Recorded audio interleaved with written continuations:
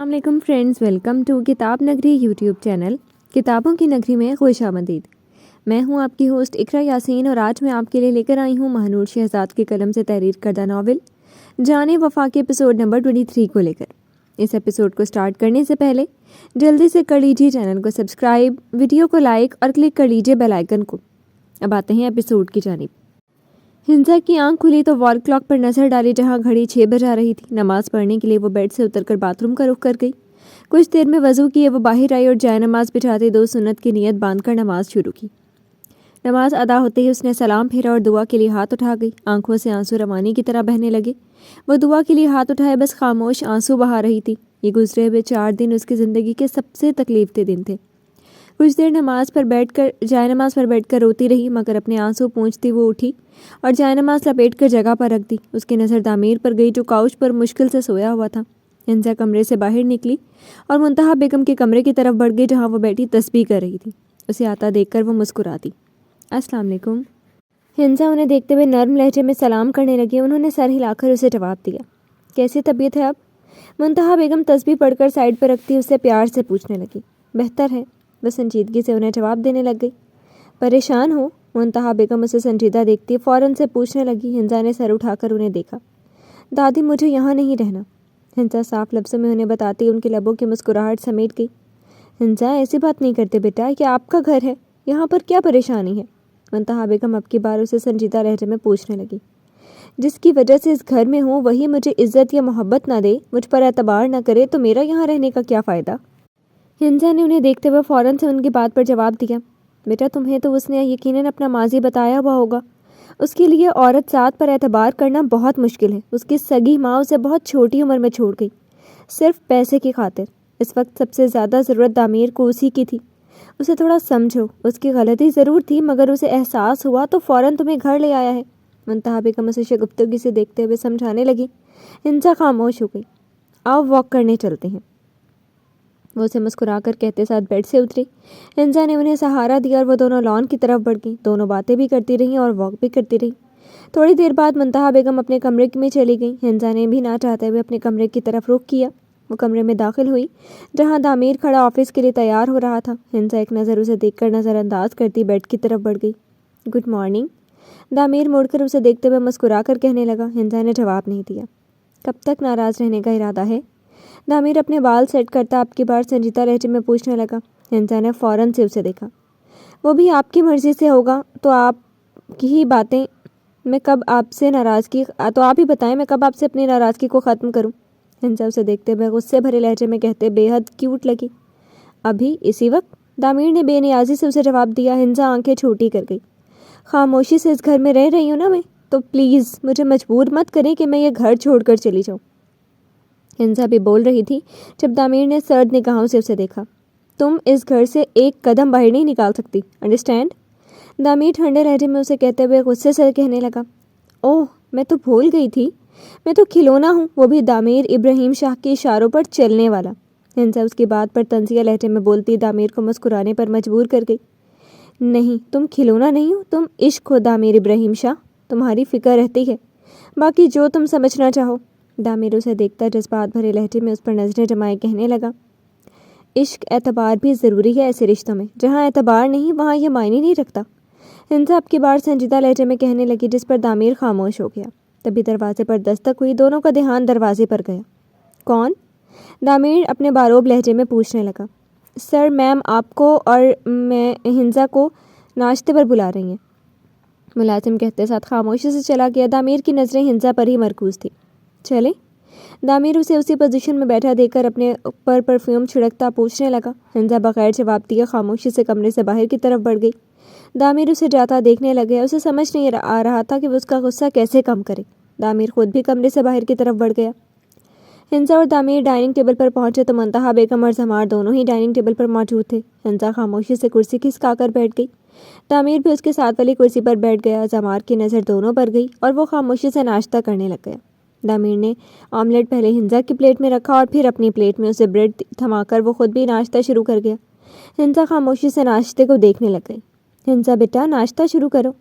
मुंतहा बेगम उसे नाश्ते को देखता पाकर पुकार कर फ़ौरन से कहने लगी। جی، وہ اس بات میں سر ہلا کر ناشتہ شروع کر گئی۔ میری بس ہو گئی ہے، ہنسا تھوڑا سا کھا کر پانی پی کر کہتے ساتھ اٹھ کر کمرے کی طرف بڑھ گئی۔ وہ تینوں اسے جاتا دیکھنے لگ گئے۔ اتنی آسانی سے ہنسا تعمیر کے ساتھ چلی کیسے گئی؟ اس بیچاری بچی کو کتنا رلایا اس نے؟ سہیل صاحب ناشتہ کرتے ہوئے پریشان سے کہنے لگے۔ پتہ نہیں، شاید تعمیر نے معافی مانگ لی ہوگی، وہ ہے بھی تو اتنی نرم دل، معاف بھی کر دیا ہوگا۔ مہرین محترمہ چائے پیتے ہوئے انہیں فوراً جواب دینے لگے۔ خیریت ہے نا مہرین، تم ہنسا کی بہت طرفداری کر رہی ہو؟ سہیل صاحب مہرین کو دیکھتے ہوئے حیرانگی سے کہنے لگے۔ مجھے احساس ہو گیا اب کہ میں نے اس کی بچی کے ساتھ ٹھیک سلوک نہیں کیا، اور یہ احساس دلوانے والی ماں تھی۔ مجھے ذاتی بیٹیاں ایک جیسی ہوتی ہیں، مہرین محترمہ سنجیدہ لہجے میں انہیں دیکھتے ہوئے بتانے لگی، جس پر وہ خوش ہوئے۔ یہ تو بہت اچھا ہے، وہ مسکراتے ہوئے خوشی سے کہنے لگے۔ مہرین محترمہ بھی مسکرا گئی۔ تبھی زاویار نیچے آیا اور ان دونوں کا سلام کرتا چیئر پر بیٹھتا ناشتہ شروع کر گیا۔ لنچ کرنے باہر چلیں؟ فضا جو زمار کو فائل دینے کے لیے اس کے آفس میں موجود تھے، زمار نے اسے آفر کی۔ چل تو لیں، لیکن آفس والے، فضا کنفیوز تھی اسے دیکھتے ہوئے کہنے لگی۔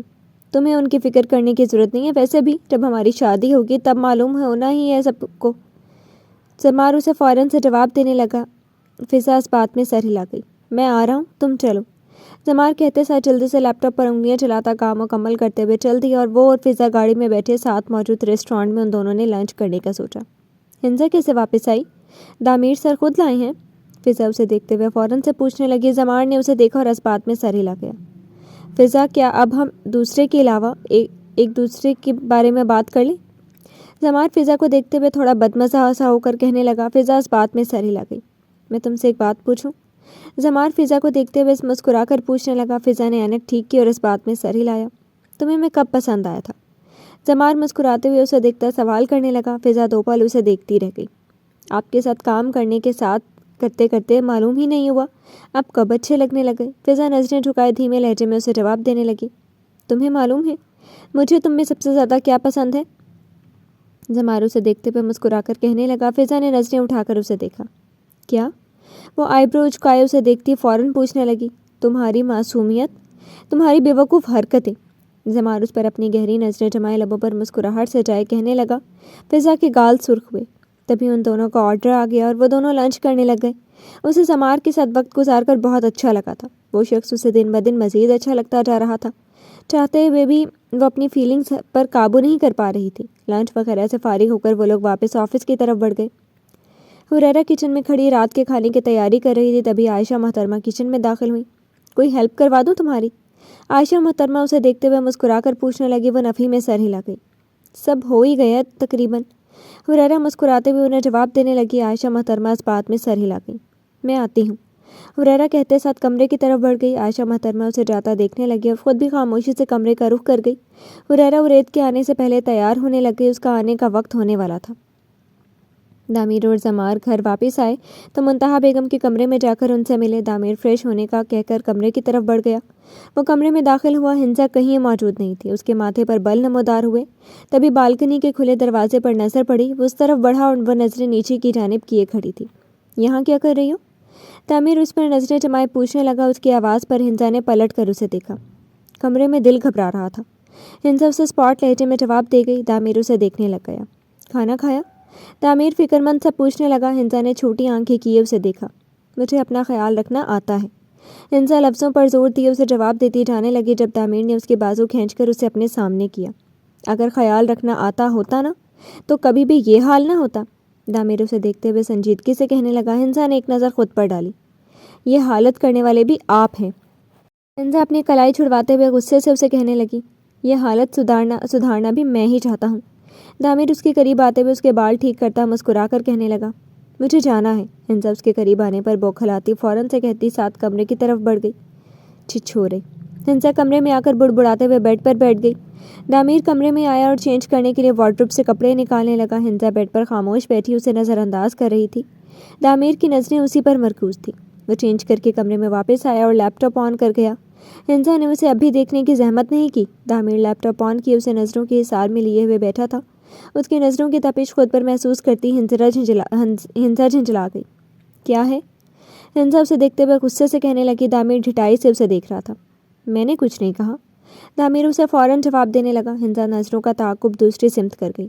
مجھے مت دیکھیں، ہنزا اسے دیکھے بغیر فوراً سے بولی، دامیر اسے ہی دیکھ رہا تھا، تمہیں دیکھنے کا اختیار صرف میرے پاس ہی تو ہے۔ دامیر اس پر اپنی گہری نظریں جمائے معنی خیز لہجے میں کہنے لگا۔ ہنزا کی ہارٹ بیٹ مس ہوئی۔ اچھا ڈنر کا ٹائم ہو گیا، چلو ڈنر کرنے چلیں، دامیر اسے نرم لہجے میں مخاطب کرنے لگا۔ ہنزا بغیر کوئی جواب دیے خاموشی سے اٹھ کر نیچے کی طرف بڑھ گئی۔ دامیر اسے جاتا دیکھنے لگ گیا۔ اور یہ ڈنر کے بعد تم میرے روم میں آنا، مجھے بات کرنی ہے، عائشہ محترمہ عرید کو دیکھتے ہوئے سنجیدہ لہجے میں کہنے لگی۔ وہ اس بات میں سر ہلا گیا۔ حریرہ خاموشی سے ڈنر کرتی رہی۔ ڈنر ختم ہوتے ہی عائشہ محترمہ کمرے کی طرف بڑھ گئی۔ آپ روم میں جائیں، میں موم کی بات سن کر آپ کے پاس آ رہا ہوں، عرید اسے محبت بھرے لہجے میں کہتے ساتھ عائشہ محترمہ کے کمرے کا رخ کر گیا۔ حریرہ میڈ کو ٹیبل صاف کرنے کا کہتے ساتھ خود روم کی طرف بڑھ گئی۔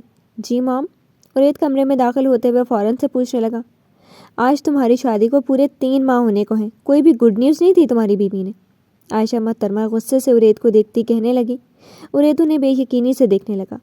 موم، مجھے آپ سے اس قسم کی امید نہیں تھی، عرید افسوس بھرے لہجے میں انہیں دیکھ کہنے لگا۔ میں ٹھیک بول رہی ہوں عرید، تمہیں خود سوچنا چاہیے، عائشہ محترمہ اسے دیکھتی اب کی بار تھوڑا غصے سے کہنے لگی۔ موم، یہ سب ہمارے اختیار میں نہیں ہے، اللہ کے اختیار میں ہے، اور اس کے سامنے تو آپ نے ایسی بات ہرگز نہیں کرنی، عرید بھی اب کی بار تھوڑا سختی سے کہتے ساتھ کمرے سے باہر کی طرف بڑھ گیا۔ یہ بالکل جورو کا غلام بن گئے، عائشہ محترمہ اس کے جاتے ہی منہ بسور کر خود سے کہنے لگی۔ عرید کمرے میں داخل ہوا۔ وہ بیڈ پر بیٹھی ہوئی تھی، اسے آتا دیکھ کر لبوں پر مسکراہٹ نمودار ہوئی۔ کیا کہہ رہی تھی موم؟ وہ مسکراتے ہوئے اسے دیکھ کر پوچھنے لگی۔ عرید اس کے پاس آیا اور اسے حصار میں لے گیا۔ کچھ خاص نہیں، عرید جواب دیتے ساتھ اسے دیکھنے لگ گیا۔ حریرہ اس بات میں سر ہلا گئی۔ کیا کیا سارا دن؟ عرید اس کے بالوں میں انگلیاں پھیرتے ہوئے پیار بھرے لہجے میں پوچھنے لگا۔ حریرہ اسے دن بھر کی باتیں بتانے لگی جو عرید اس پر نظریں جمائے سن رہا تھا۔ سوچ رہی ہوں عرید کی بھی انگیجمنٹ کر دینی چاہیے، منتہا بیگم ڈنر پر موجود دامیر ہنزا پر نظر ڈالے کہنے لگی۔ جیسا آپ کو ٹھیک لگے دادی، دامیر انہیں دیکھتے ہوئے جواب دینے لگا۔ ہنزا، آپ کیا کہتی ہو؟ منتہا بیگم ہنزا سے مخاطب ہوتے ہوئے پوچھنے لگی۔ ہنزا نے ان کی جانب دیکھا۔ جی دادی، کر دینی چاہیے، لیکن انگیجمنٹ کیوں؟ نکاح بھی تو کر سکتے ہیں۔ ہنزا انہیں دیکھتے ہوئے نرمی سے مسکرا کر کہنے لگی۔ میری بھابھی ہمیشہ میرے لیے بہترین سوچتی ہیں، سمار خوشگواری سے ہنزا کو دیکھتا کہنے لگا۔ ہنزا بھی مسکرائی۔ دلہن بن کر تو اس نے یہیں آنا ہے، نکاح ہی کر دینا چاہیے، ہنزا منتہا بیگم کو دیکھتی بتانے لگی۔ وہ اس بات میں سر ہلا گئی۔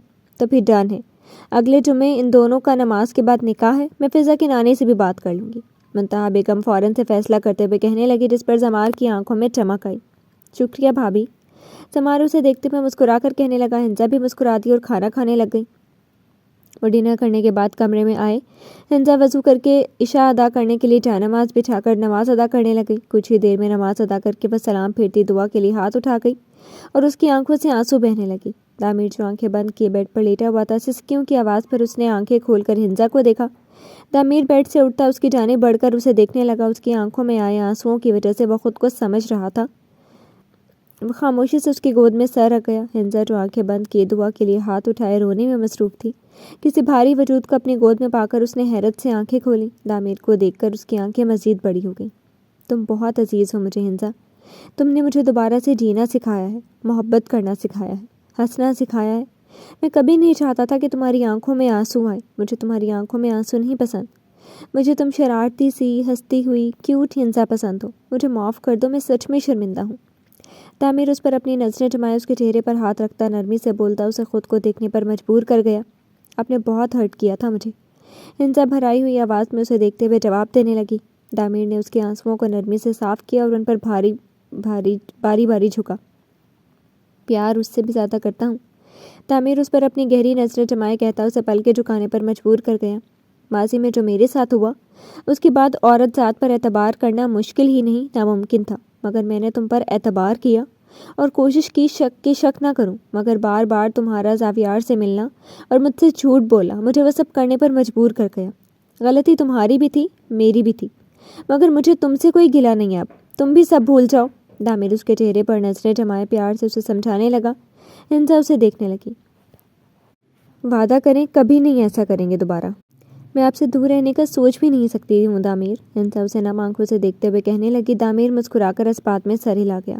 وعدہ، دامیر کہتے ساتھ اسے اپنے حصار میں لے گیا۔ ہنزا کو سکون سا ملا، وہ آنکھیں بند کر گئی۔ ماں باپ کے بعد ایک وہی انسان ہی تو تھا جسے اس نے بہت چاہا تھا، جو اس کے لیے بہت اہمیت رکھتا تھا، اسے دور ہونے کا وہ تصور بھی نہیں کرنا چاہتی تھی۔ اب رونا نہیں آیا تم نے؟